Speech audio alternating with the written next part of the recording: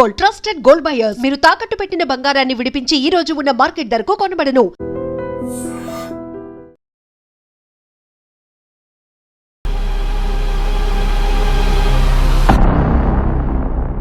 Welcome to lawyer Saab. Pet Basheerabad police స్టేషన్లో బండి భగీరథపై POCSO case నమోదైంది. అరెస్ట్ చేశారు, చర్లపల్లి జైలు పంపించారు.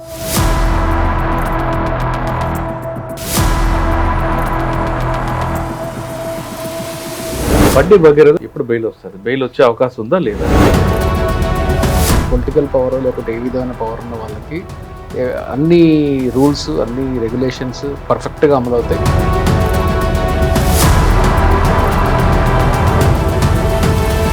పుస్తకాల్లో అందరికి ఒకేలాగా ఉంది, రాజ్యాంగంలో ఒకేలాగా ఉంది. సాధారణంగా ఇటువంటి కేసుల్లో ముందు ఎక్యూజర్ పట్టుకున్నారు అనుకోండి, అంటే ముందు మెడికల్ చెకప్ ఇవన్నీ చేస్తారు. అవును, అది ఏ విధంగా చేస్తారు? మెడికల్ చెకప్ ఏం చేస్తారంటే జనరల్ గా అతను ఫిట్నెస్ ఉందా లేదా, ఏదైనా ఆల్కహాల్ ఏదైనా తీసుకున్నాడు, ఇంటాక్సికేటెడ్ స్టేట్ లో ఉన్నాడు,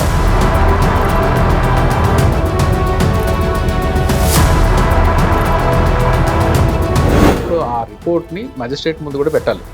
మ్యాజిస్ట్రేట్ ముందు పెట్టినప్పుడు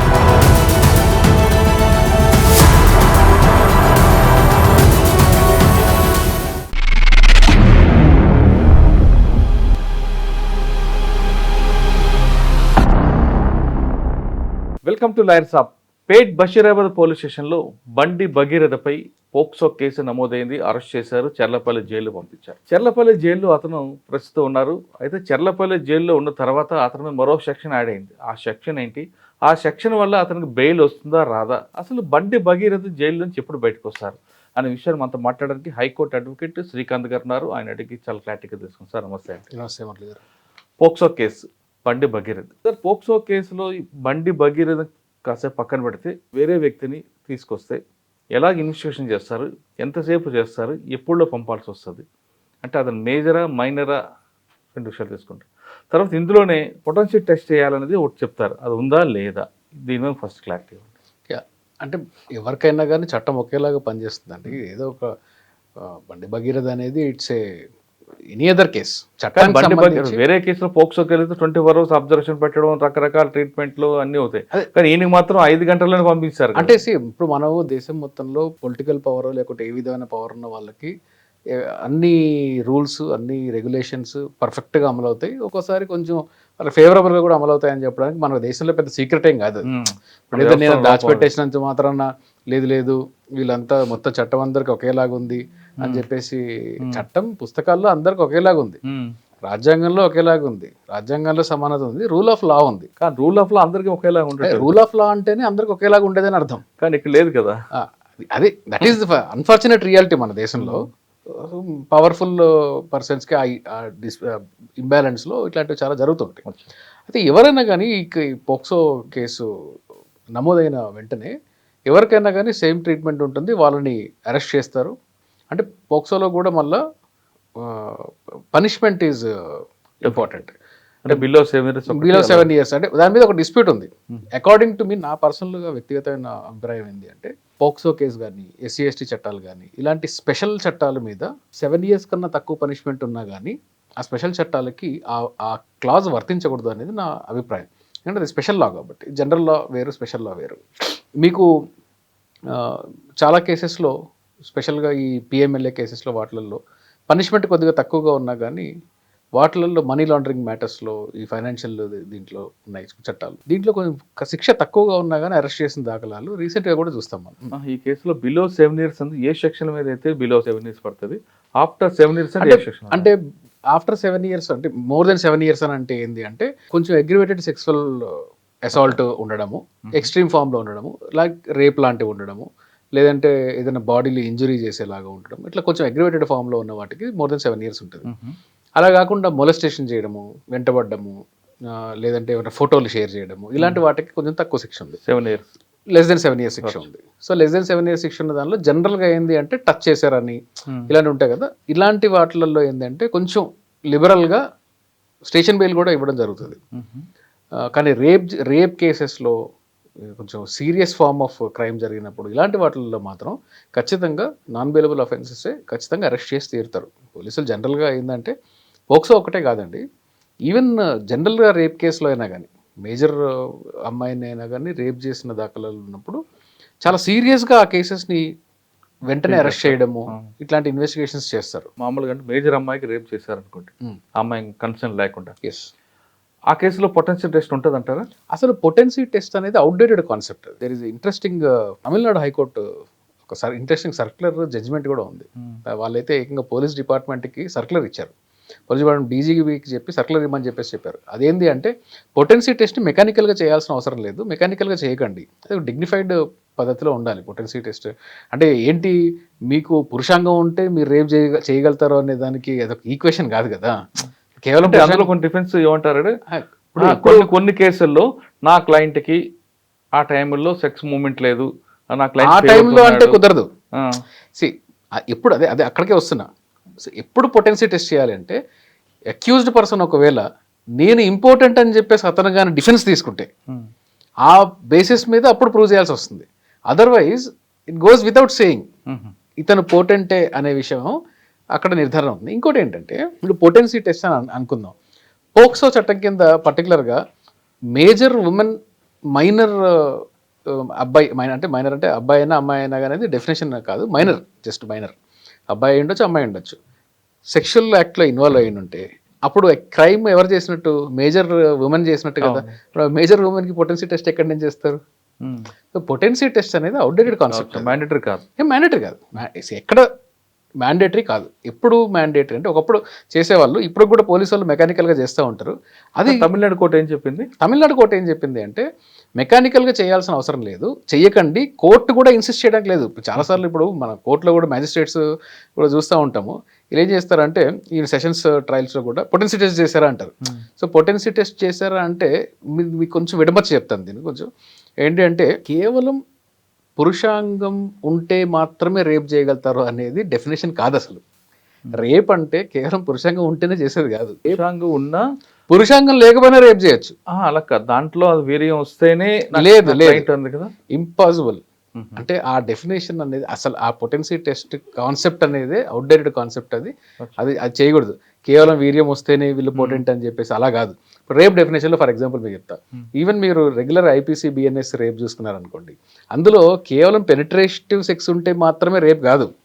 any body part, fingers, any body ఇది ఆబ్జెక్ట్ కానీ లేదంటే వేరే ఇతర ఆబ్జెక్ట్ అయినా కానీ మర్మాంగంలో పెట్టడము, తన బాడీలో పెనిట్రేట్ చేసేలాగా వేరే ఆబ్జెక్ట్తో పెనిట్రేట్ చేయడము, అలాంటి విషయాల్లో కూడా అది కూడా రేపే.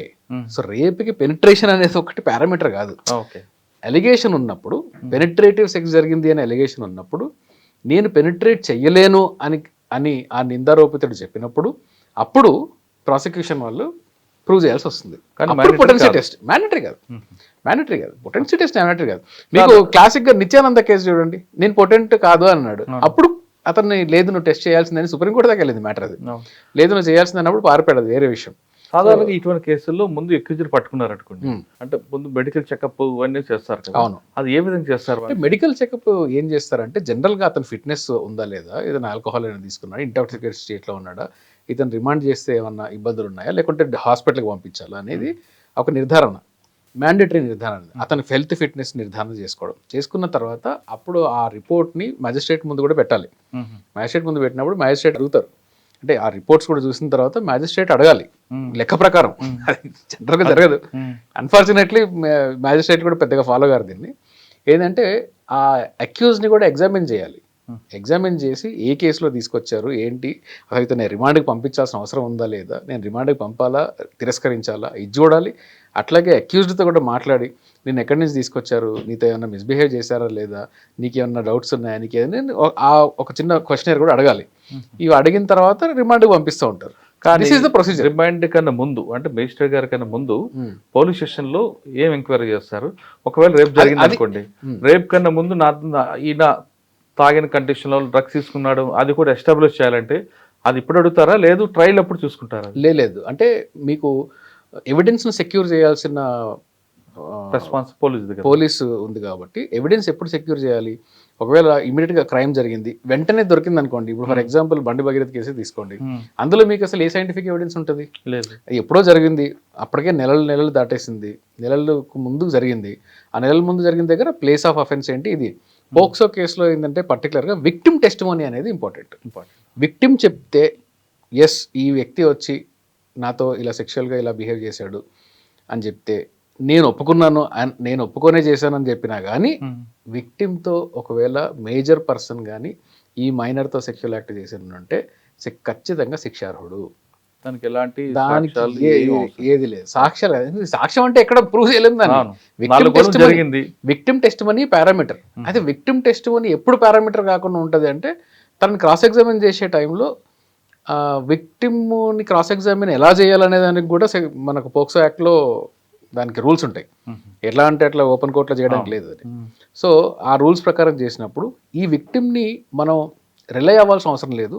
కాంట్రాడిక్ట్ చేస్తూ ఎవరన్నా చెప్తున్నారు అని అన్నప్పుడు అప్పుడు ఏదన్నా ఛాన్స్ ఉండొచ్చు, కానీ అది పోక్సో కేసెస్లో అంత పెద్దగా ఇంపార్టెంట్ విషయం అయితే కాదు. ఇప్పుడు జరుగుతున్న కేసు గురించి కాకుండా జనరల్గా కొంతమంది క్రిమినల్స్ ఏం చేస్తారంటే, సార్ నేనే కాదు నాకన్నా ముందు చాలా మంది ఉన్నారు అవును అని కొంతమంది ఎలిగేషన్ పెడతారు. అవును, అప్పుడు ఎలా చేస్తారు? నేను చూశాను ఇది, నేను ఒక కేసులో చూశాను ఇది. అయితే అతను చెప్పింది ఏంటి అంటే, ఒక ప్రెగ్నెన్సీ అబార్షన్ జరుగుతుంది. నేను చూసిన కేసులో అబార్షన్ జరుగుతుంది.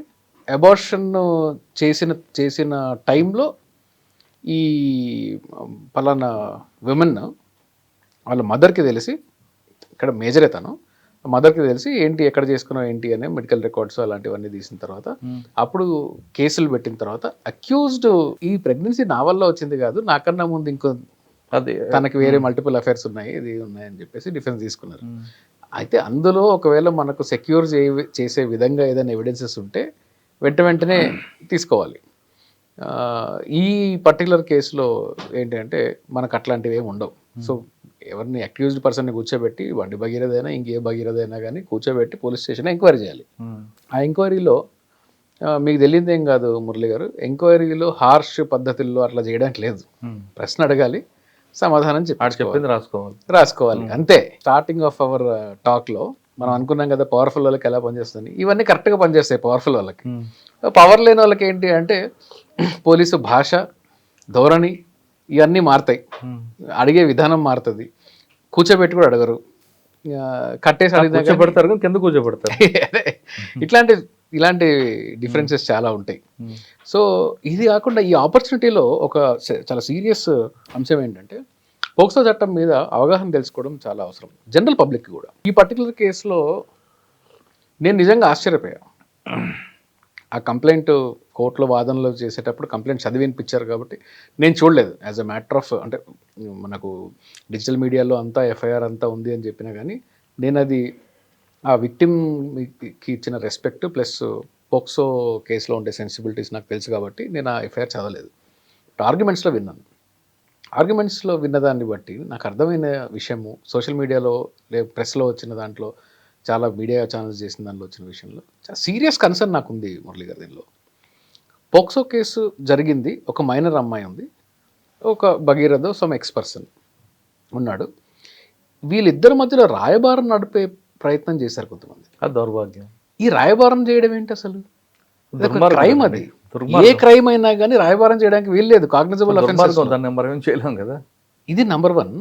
ఈ రాయబారం చేసిన వాళ్ళ మీద ఇంతవరకు కేసులు పెట్టకపోవడం అనేది నాకు ఇంకా ఆశ్చర్యాన్ని కలిగిస్తుంది. ఎందుకు చట్టంలో అదే అక్కడికే పట్టడం ఇంట్లో చేయొచ్చు కదండి, కదవ పట్టించడము జనరల్ ఐపీఎస్ ఆఫెన్స్ ఉంటుంది. అయితే పోక్సో కేసులో ఏంటి అంటే మీకు సెక్షన్ 19 అండ్ 21 ఈ రెండిట్లో స్పిరిట్ చూస్తే ఏముంటుందంటే పోక్సో కేసు జరిగింది అంటే ఒక పోక్సో అఫెన్స్ జరిగింది, సెక్షువల్ అఫెన్స్ ఒక మైనర్ మీద జరిగింది, ఇలాంటి ఇన్ఫర్మేషన్ నాకు వచ్చింది అనుకోండి, ఫస్ట్ అది జరుగుండొచ్చు జరుగుండకపోవచ్చు, కానీ జరిగే ఆస్కారం ఉంది అని నాకు అనిపించిన, జరిగింది అనే విషయం నాకు తెలిసిన ముందు నేను ఖచ్చితంగా పోలీసు వాళ్ళకి లేదంటే women and child welfare department ఆ డెసిగ్నేటెడ్ బోర్డుకి నేను ఇన్ఫామ్ చేయాలి. ఇన్ఫామ్ చేయని పక్షంలో నా మీద కూడా శిక్ష ఉంటుంది. ఇప్పుడు ఈ రాయబారం నడిపిన బ్యాచ్ ఉంది కదా, ఈ రాయబారం నడిపిన బ్యాచ్ ఈ చట్టంలో ఈ 2 సెక్షన్లు ఉన్నాయి కదా, డెఫినేషన్ ఒకటి పనిష్మెంట్ ఒకటి, దీనికి వీళ్ళు అట్రాక్ట్ అవుతారు కదా. తెలిసిన వెంటనే నువ్వు అసలు రాయబారం నడపడం ఏంటి, మీటింగ్లలో కూర్చోవడం ఏంటి, ముందు పోలీసు వాళ్ళకి చెప్పకుండా కాగ్నిజబుల్ అఫెన్స్ జరిగింది, పోక్సో కింద జరిగింది, ఇది పోక్సో అఫెన్స్ లాగా ఉంది అని చెప్పకుండా వాళ్ళు రాయబారం నడిపారు కాబట్టి ఆ పర్టికులర్ పోర్షన్ ఆఫ్ కంప్లైంట్ కంప్లైంట్లోనే రాసుంది కాబట్టి ఖచ్చితంగా పోలీసు వాళ్ళు దానిలో ఇన్వాల్వ్ అయ్యి ఎవరెవరైతే ఈ మీటింగ్లు వాళ్ళు ఏ ఉద్దేశంతో చేయనివ్వండి, లేదు నేను చాలా మంచి ఉద్దేశాలు లేవు. పోక్సో కేసులో నువ్వు సెటిల్మెంట్ చేద్దాము ఇలాంటి దందాలన్నీ కుదరవు, రాయబారు నడుపుదాము, ఏదో 4 గోడల మధ్యలో క్లోజ్ చేద్దాము, ఇలాంటివి చేస్తే వాళ్ళకి కూడా శిక్ష ఉంటుంది. అది లాయర్ అయినా, అది పోలీస్ అయినా, అది జర్నలిస్ట్ అయినా, ఎవరికైనా కానీ శిక్ష ఉంటుంది. Any major person. వాళ్ళతో పాటు కొంతకాలం బండి భగీరథ తలదాచుకున్నాడు. ఆయన మీద ఆల్రెడీ కేసు ఉందని మొత్తం ప్రపంచం తెలిసిపోయింది. ఆ వ్యక్తికి షెల్టర్ ఇచ్చిన వాళ్ళ మీద కేసు పెట్టచ్చా? అంటే ఇక్కడ 2 అంశాలు ఉన్నాయి. ఈ వ్యక్తి హైకోర్టును ఆశ్రయించాడు. హైకోర్టును ఆశ్రయించినప్పుడు ఏమవుతుందంటే అతనికి రైట్ ఉంది. హైకోర్టును ఆశ్రయించి యాంటిసిపేటరీ బెయిల్ తీసుకునే రైట్ అతనికి ఉంది. కాబట్టి ఈ పీరియడ్లో అబ్స్కాండ్ అయ్యాడు అంటే పోలీసు వాళ్ళు పనిచేసి ఎంక్వైరీ చేసుకోవాలి. అతను ఒక సేఫ్ ప్లేస్లో ఉన్నాడు, నేను తప్పించుకొని తిరగట్లేదు, నేను కోర్టు పరిధిలో ఉన్నాను, కోర్టు నన్ను రెస్క్యూ చేయడానికి కోర్టు ఒప్పుకోలేదు, సో నేను వచ్చి సరెండర్ అవుతా అన్నప్పుడు ఈ పీరియడ్లో నువ్వు ఎక్కడున్నావు అనేది అంతగా సరే కోర్టు బెయిల్ ఇవ్వలేదు. ఒకవేళ బెయిల్ ఇవ్వకుండా కోర్టు బెయిల్ ఇవ్వకుండా కూడా ఇతను దాచిపెట్టి ఉండుంటే దాంట్లో ఎయిడ్ చేసిన వాళ్ళకి శిక్ష పడదు. పోక్సో కేసులో మామూలు వ్యక్తికి ఒకలాగా ఉంది, ఈయనకి ఒకలాగా ఉందండి. దీనివల్ల మన సమాజం ఏం మెసేజ్ ఇస్తాం? సమాజానికి ఏం మెసేజ్ ఇవ్వాల్సిన అవసరం లేదండి, సమాజమే మనకు మెసేజ్లు ఇస్తుంది. ఈ కేసులో పర్టికులర్గా ఇలాంటి కేసులు వచ్చినప్పుడు మీకు సమాజం ధోరణి చూడండి ఎలా ఉంటుంది. అంటే ఎంతగా విడిపోయినామంటే మనము ఒక మైనర్ బాలికకి ఒక విషయం జరిగినప్పుడు నిజంగా అది ప్రైమా ఫేసీ మైనరే అని మనకు తెలిసినప్పుడు విక్టిమ్ని బ్లేమ్ చేయడం, విక్టిమ్ ఐడెంటిటీని బయటపెట్టడం, విక్టిమ్ ఫోటోలు, విక్టిమ్ పేరు చెప్పరు కానీ విక్టిమ్ మదర్ పేరు ఫాదర్ పేరు చెప్పేస్తారు. విక్టిమ్ పేరు చెప్పకుండా వాళ్ళు రకరకాల మార్గాలు ఎంచుకున్నారండి. అక్కడ ఉండొచ్చు, ఇలా ఉంటుంది. నేను చాలా కాలం కింద ఒక మీడియా ఛానల్లో కేసు, ఐ థింక్ ఉప్పల్ దగ్గర ఇక్కడ ఒక కేసు జరిగింది, పోక్సో కేసు. విక్టిమ్ చిన్న పాప రేపుకు గురైంది, 11-12 ఏళ్ళు ఏదో ఉంటాయి. చట్టం కింద అమ్మాయి ఐడెంటిటీ చెప్పకూడదు కాబట్టి ఈ కెమెరామెన్ ఏం చేశారంటే ఇదే అపార్ట్మెంట్లో అమ్మాయి ఉంటుంది, ఇందులో 4వ ఫ్లోర్లో ఉంటుంది అని చెప్పేసి చెప్తున్నాడు. ఇంకేముంది ఐడెంటిటీ? మరి చెప్పకూడదు అన్నప్పుడు కంప్లైంట్లో మరి ఎందుకు రాశారండి? కంప్లైంట్లో ఎఫ్ఐఆర్ కాపీలో ఫలానా గార్డెన్స్లో ఉంటుందని రాశారు. దానివల్ల అర్థమైపోతుంది. ఎఫ్ఐఆర్ అందుకనే ఉమెన్ పోక్సో ఇలాంటి ఒఫెన్సెస్లో ఎఫ్ఐఆర్ డిస్క్లోజ్ చేయాల్సిన అవసరం లేదు. కోర్టుకి పంపించిన అవన్నీ కోర్టుకి పంపించిన ఎఫ్ఐఆర్లో కూడా కోర్టుకి ఓకే, పబ్లిక్ డొమైన్లో పెట్టకూడదు. పబ్లిక్ డొమైన్ పెట్టగల ఏదో రకంగా బయటకు వస్తుంది కదండి. బయటకు వచ్చినప్పుడు ఈ విధంగా వస్తుంది. కానీ ఎఫ్ఐఆర్లో జనరల్గా ఏం చేస్తామంటే విక్టిమ్ గర్ల్ అని రాస్తారు, పేరు రాయరు, విక్టిమ్ గర్ల్ అని రాస్తారు, పేరు వేరే రికార్డులో రాస్తారు. అమ్మాయి ఐడెంటిటీ అవన్నీ కూడా వేరే రికార్డులో ఉంటుంది. ఎఫ్ఐఆర్లో మాత్రం విక్టిమ్ గర్ల్ అని రాస్తారు, పేరు రాయరు, జనరల్గా పేరు రాయరు. ఒక వ్యక్తికి ఒకలాగా మరో వ్యక్తి ఒకలా, అంటే డబ్బున్నోడికేమో అది బిటర్ రియాలిటీ. అది మీకు అసలు ఏ తప్పు చేయలేదు అనుకున్న వాళ్ళు, అసలు ఆ క్రైమ్ జరిగినప్పుడు ఆ సీన్లో లేని వాళ్ళు, క్రైమ్తో సంబంధం లేని వాళ్ళని కూడా జస్ట్ బికాజ్ మతానికి సంబంధించిన వాడో, కులానికి సంబంధించిన వాడో, లేకపోతే వాడికి ఏదో పొలిటికల్గా ఏదైనా ఉంటుందో, ఇలాంటి ఏదో నాయ కారణాల్లో అరెస్ట్ చేసి తీసుకెళ్ళి జైల్లో పెట్టేయడము సర్వసాధారణంగా జరుగుతుంది. పవర్ ఉన్న వాళ్ళకి మాత్రము నిజంగా తప్పు చేశాడు అంటే కూడా చట్టాలు, ప్రభుత్వాలు, ఎక్కడ లేని వ్యవస్థలు ఇవన్నీ మొత్తం కలిసి వీడిని ఎలా కాపాడాలని చెప్పి ట్రై చేస్తాయి. దానిలో నాకు అసలు ఎటువంటి అభ్యంతరం లేదు ఈ కామెంట్ చేయడానికి. కానీ పోక్సో కేసు అనేది ఎవరికైనా ఒకటే కదా. పోక్సో కేసు కాదు, క్రిమినల్ చట్టం ఎవరికైనా ఒకటే కదా. ఏ రాష్ట్రం ఉన్నాడు, ఈ కులం ఆడుకున్నా కానీ ఒక్కటే. ఆయన వస్తారంటే వీళ్ళు వెళ్ళి సరెండర్ అయ్యి తీసుకురావడం అనేది అసలు ఈ పోక్సో కేసులో ఇంతటి సీరియస్ అఫెన్స్ ఉన్నప్పుడు విక్టిమ్కి నోటీస్ ఇచ్చారు, అక్యూజ్డ్కి నోటీస్ ఇచ్చారు. ఎక్కడి నుంచి ఇచ్చారు, ఎవరికి ఇచ్చారు నోటీస్? ఇంతవరకు చెప్పానండి పోలీసు వాళ్ళని, చెప్పానండి కోర్టులో చెప్పండి. ఎంతమందికి కాగ్నిజబుల్ అఫెన్సెస్లో నోటీసులు ఇచ్చి మీరు ఎంక్వైరీకి రావాలని అడిగారు, ఎంతమందికి ఇచ్చారు చెప్పనండి నాకు.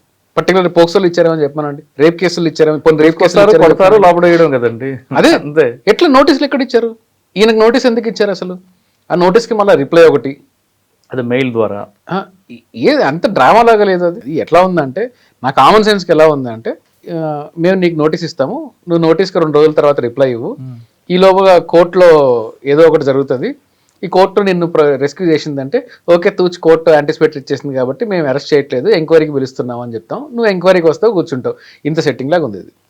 సో నేనేం ఏ వ్యక్తిని అక్యూజ్ చేయట్లేదు నేను, కానీ అది చూసేటప్పుడు కాన్స్టిట్యూషనల్ లాలో ఒక ప్రిన్సిపల్ ఏంటి అంటే ఏ సిస్టమ్ అయినా కానీ ఫెయిర్గా ఉంది, ట్రాన్స్పరెంట్గా ఉంది అనే మాత్రమే సరిపోదు. ఫేర్గా ఉంది, ట్రాన్స్పరెంట్గా ఉంది, అలా ఉంది అనే నమ్మకాన్ని కలిగించాలి. అదే మన చేతల్లో నమ్మకాన్ని కలిగించినప్పుడు మీరు ఎంత ఫేర్నెస్ అడిగినా ఎంత చెప్పుకున్నా, మేము దేశంలో అసలు మాకన్నా కడిగిన ముత్యం ఎక్కడ లేదు అని చెప్పుకున్నా కానీ ఏం కుదరదు. అలా ఉంది అనే నమ్మకాన్ని పౌరుల్లో కలిగించాలి. ఆ పౌరుల్లో మీరు నా నమ్మకాన్ని కలిగించారా లేదా? కలిగించకపోతే మీ కడిగిన ముత్యం కాదు, అది బురదలో ఉన్న ముత్యం. అది కలిగించే బాధ్యత ఎవరిది? పోలీస్ వ్యవస్థది కలిగించాల్సిన స్టేట్ది. బండి భగీరథ వెళ్ళారు, ఎప్పుడు బెయిల్ వస్తుంది? బెయిల్ వచ్చే అవకాశం ఉందా లేదా? కోర్టులో వాదనల టైంలో చదివి వినిపించిన దాన్ని బేసిస్ని బట్టి చూస్తే పోక్సో కేసు చాలా సీరియస్గా ఉంది కాబట్టి దీంట్లో ఎంక్వైరీ చేయాల్సిన అంశాలు కూడా చాలా ఉన్నాయి కాబట్టి మోస్ట్ లైక్లీ కొంతవరకు బెయిల్ రావడం ఇబ్బందే కావచ్చు. అయితే ఆ కొంతవరకు అనేది ఏంటి అంటే out of what I have seen, నేను చూసిన దాన్ని బట్టి చూస్తే దాదాపుగా ఒక 30-40 రోజులు పట్టచ్చు. ఒకవేళ పోలీసు వాళ్ళు జనరల్గా ఏం చేస్తారంటే, ఈ విషయం గురించి మనం ఇది గతంలో మాట్లాడున్నాం, కస్టడీ చట్టం ఇంతకుముందు ఎలా ఉండేది తీసుకుంటారట కదా. కస్టడీ ఇంతకుముందు ఎలా ఉండేదంటే సిఆర్పిసి ఉన్నప్పుడు 15 రోజులు మాత్రమే ఉండేది. అంటే డేట్ ఆఫ్ అరెస్ట్ నింది ఈరోజు అరెస్ట్ చేశారు, జ్యుడిషియల్ రిమాండ్కి పంపించారు, ఈ రోజు నుంచి 15 రోజుల్లోగా మాత్రమే నేను కస్టడీ తీసుకోగలను. కస్టడీ కూడా 15 రోజులు మ్యాక్సిమం అడగచ్చు డే 1 నుంచి. ఫర్ ఎగ్జాంపుల్ ఈరోజు అరెస్ట్ అయ్యాడు, 5వ రోజు కస్టడీ పిటిషన్ వేశారు. 5వ రోజు కస్టడీ పిటిషన్ వేసినప్పుడు నాకు 15 రోజులు కావాలంటే కుదరదు, మిగతా 10 రోజులే ఉంది కాబట్టి 10 రోజులకు అడగచ్చు. కోర్టు అన్ని విషయాలు పరిగణించి 10 రోజులు ఇవ్వాలా, 1 రోజు ఇవ్వాలా, ఒక పూట ఇవ్వాలా, కోర్టు డిసైడ్ చేస్తాం. ఇది ఇంతకుముందు చట్టం. ఇప్పుడు ఏం జరిగిందంటే ఈ కొత్త హిందీ చట్టంలో ఏం చేశారంటే, ఇప్పుడు 90 days కదా, 376 అంటే రేప్ కేసెస్లో 90 days కదా. సో ఈ 90 daysలోగా 15 రోజులు టైం ఇచ్చారు. అంటే ఈరోజు ఒక పిటిషన్ వేయచ్చు, నేను ఒక పిటిషన్ వేసి నేను బండి భగీరథని ఈరోజు నేను తీసుకెళ్తానండి అని చెప్పొచ్చు.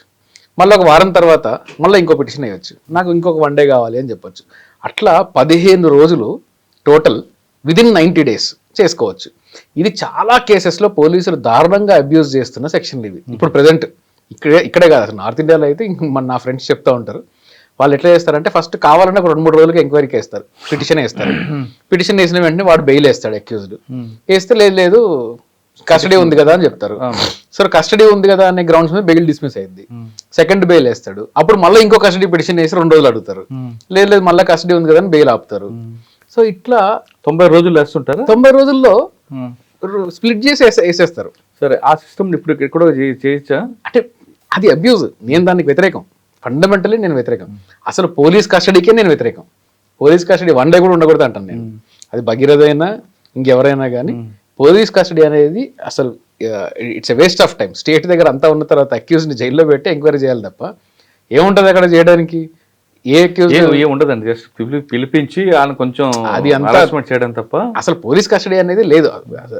నాకు తీసుకొచ్చి ఏం చూసి రికవరీ చేస్తాను నాకు అసలు అందుకే చెప్తున్నా, అసలు పోలీస్ కస్టడీ అనేది ఇట్స్ నాన్ సెన్సికల్ ప్రొసీజర్. మన ఇండియన్ లాలోనే ఉంటుంది అది, పోలీస్ కస్టడీ ఇవ్వడం అనేది.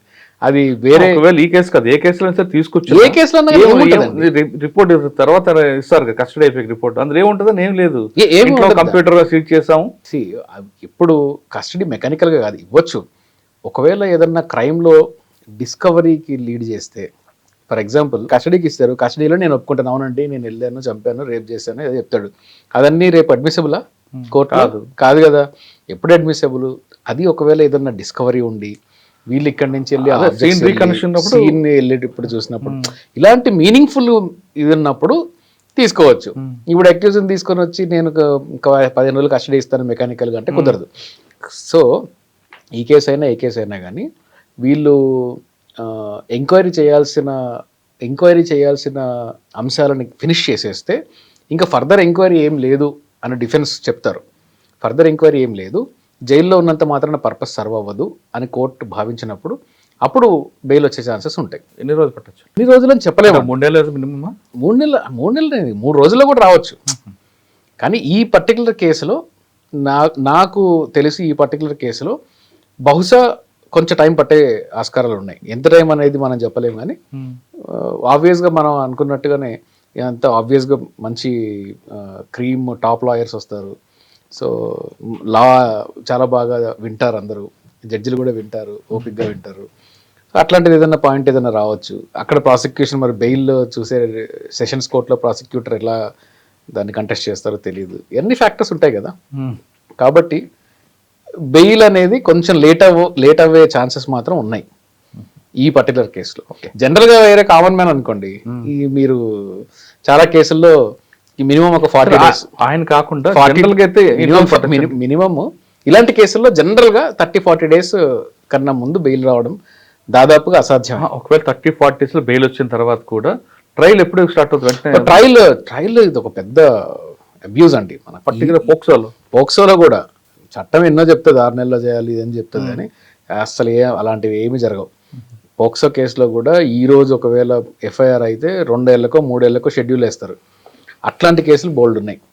సో ఇప్పుడు పెట్టిన సెక్షన్ చూస్తారు కదా. అవును, 64 ఇవన్నీ కూడా ప్రూవ్ అయితే 10 years కన్నా ఎక్కువ. జనరల్గా పోక్సో కేసెస్లో ఇలాంటివి ప్రూవ్ అయితే 10 to 20 years ఇవ్వడం జరుగుతుంది. కొన్ని సందర్భాల్లో లైఫ్ కూడా పడుతుంది. ఈ పర్టికులర్ కేసులో 10 నుంచి 20 ఏళ్ల మధ్యలో దాదాపు 20 ఏళ్ళు శిక్ష పడే అవకాశం కూడా లేకపోలేదు. మనం వింటున్న కేసుల్లో కరెక్ట్గా ఇప్పుడు వాళ్ళు పెట్టిన సెక్షన్ ప్రకారం పోలీసులు దర్యాప్తు చేసి ఛార్జ్ షీట్ వేస్తే 10 నుంచి 20 సంవత్సరాలు జైలు శిక్ష అంటున్నారు శ్రీకాంత్ గారు. అంటే ఒక్కొక్కసారి వాళ్ళ ప్రాసిక్యూషన్ కానీ ఫెయిల్ అయితే కొంచెం ముందే రావచ్చు, కానీ మినిమం అయితే 3 months అయితే లోపల ఉండాల్సిందేని శ్రీకాంత్ చెప్తున్నారు. కానీ ఈ కేసులో ఒకలాగా సామాన్యుడికి ఒకలాగా కాకుండా ఆ వ్యవస్థలో మార్పులు తీసుకురావాలి, ఎవరికైనా రూల్ ఆఫ్ లా అనేది ఒకటే ఉండాలనేది శ్రీకాంత్ గారు చెప్తున్న విషయం. ఇది బండి భగీరథ కేసులో శ్రీకాంత్ గారి ఒపీనియన్. మరో విషయంలో మళ్ళీ కలుద్దాం. అంతవరకు నమస్తే. థ్యాంక్ యూ అండి. Thank you.